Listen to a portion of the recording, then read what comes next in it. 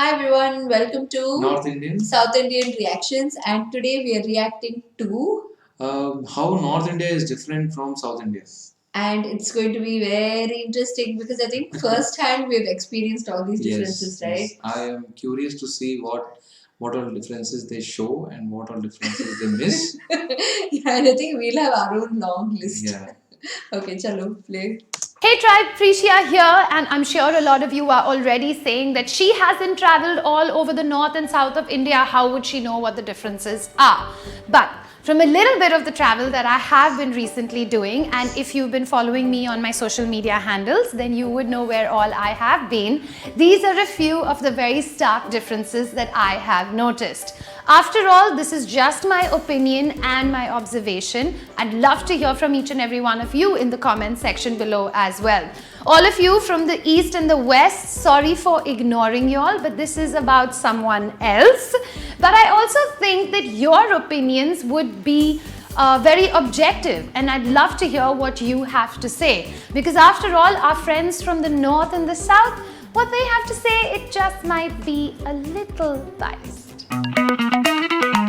To get a scale of the distance between the northernmost state and the southernmost state, it's the distance between France and Nigeria or Canada to central Mexico. So if the distance is going to be this much, there are bound to be differences even though they belong to the same mother. Yes, there are major differences, especially when it comes to food. The Churidar versus the Kanjivaram, Hindustani music versus Carnatic music, the lush mountains of the north versus south, and plenty of misconceptions like the color of skin. But hey, these guys, they're from the south, and these guys, they're from the north. The difference between the two has a historical foundation, and if you take a look at this video, then you can see that the south of India was colonized very few times. The Chola kingdom and the early Pandya dynasty, they ruled for a close to almost 1,000 years. Under stable governments, culture, art, architecture flourished. And that's why if you look at any of the dance or paintings from India,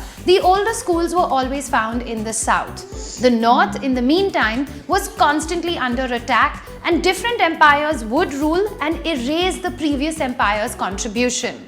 When I talk to people, I find that they think of India's history in very blanket terms, of the British, the Mughal, the Marathas, the Rajputs, but from this video you can see that India, especially the north, was ruled by many different empires. While the Gangetic Plains were fertile, they were also easily accessible through the Khyber Pass. The south, on the other hand, equally fertile but accessible only by boat.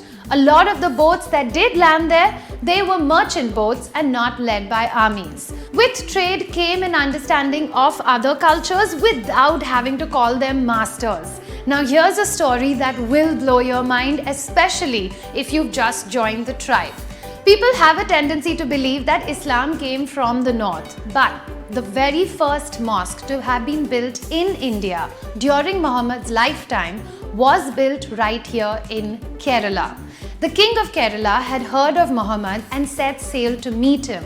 Even though he didn't manage to convert to Islam, he did promise Muhammad that his people and his followers would have a place of worship right here in the south. And that's where the first mosque ever got built in India. This mosque, it still exists in India. So understand that the British did not give us Christianity and the Mughals did not give us Islam, but it's the merchant vessels that brought these religions to Indian shores. Even though the south did get colonized before the north, the British were very focused on Delhi and Bengal. Yes, they did have centers in Madras, but their relationship with the kings of the south was less disruptive than the north. People from the north were constantly moving from one place to another, while those in the south were allowed to stay, and their roots were deepened even more. Now we all know what happens to deep roots. It makes for the foundation for a really strong tree. Why is it that Kerala and Tamil Nadu are spotlessly clean as compared to UP, MP or Bihar? It comes from education, it comes from culture, and it also comes from having a deeper sense of belonging. People from the south are deeply affected if their natural resources are depleted, and that is why some of the jungles from the south are richer and greener compared to the north. The north of India, it has two sides to its coin. Because of the constant upheaval that is taking place, the energy, it's always new. There is a survival instinct and a warrior spirit that does kick in, which makes it a little stronger. So compare America to Europe. It's young, new, flashy, and always trying to impress. In our case, Hindi movies with its obviously northern influences becomes the barometer for pop culture in India. Yes, southern movies have caught up, but in today's day and age, it's still easier to watch a Hindi movie in Madurai than to try and catch a Tamil movie in Mathura. So I'm going to end this video with 2 points. I could have spoken about women's safety and thrown a whole bunch of numbers and figures at you. Yes, it would be a very good barometer of a society's progress. But at the same time, we have to understand that Kerala, it was matriarchal. Women over there are much more educated and therefore more empowered. But honestly, this is another whole topic and it could be a whole video by itself. Because they have more peace, different religions are able to exist with one another, and they're also less suspicious of each one's intentions as compared to the north. You could generalize if you wanted to say that South Indians are geeks and North Indians are loud, but in the comment section, let's try and learn from each other. Let's talk about the good and not really focus on the bad. After all, we're all cousins from the same mother.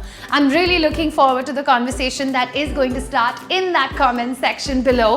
Don't forget. Okay, So, really interesting. yeah, good research on the historical part of North and South, right? Yeah, definitely. For me, it's very true. I thought the Mughals brought Islam to India. No, this fact I knew already. Okay. That the oldest mosque is in Kerala and Kochi, to be specific, if I'm not wrong. Okay. Yeah. So that interaction, I think, was more, like she said, about merchants exchanging your goods, like trade. That's Right. where the interaction really started of understanding each other's culture, right? Right. So yeah. So But the North is one thing she told is very true. Like it's been plundered again and again yeah, and again and that's again and true. again and again. We don't even have like if you take like a temple at Ayodhya or at Mathura or like various places, you can see how it's been affected by that plundering Yeah. over centuries and centuries and centuries. Whereas so many temples in the south and specifically like she said in Tamil Nadu are still very well preserved Yeah. and thankfully not plundered. So Right. whoever we have to So thank this for is that, yeah. this is definitely a fact. I know. मुझे मालूम है कि 1,000-year-old temple or 2,000-year-old temple हमें यहाँ नहीं मिलता है. Uh, when I went to Bangalore, I went to Hampi. That kind of culture, that kind of rich, temples.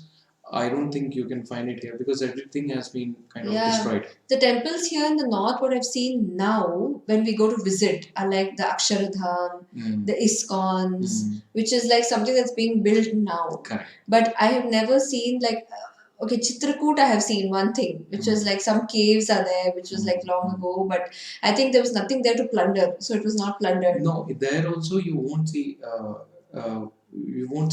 The kind of architecture that Yeah. you see in. Yeah, No, it's still intact in South. yeah. It might have been in North as well, in Chitrakoot and in Naimisharanya. Yeah, लेकिन वो सब टूट चुका है तो उसको फिर से बनाया है. yeah. तो जब फिर से बनाया है तो it won't look It similar has a to very what it modern was. feel, Correct. yeah.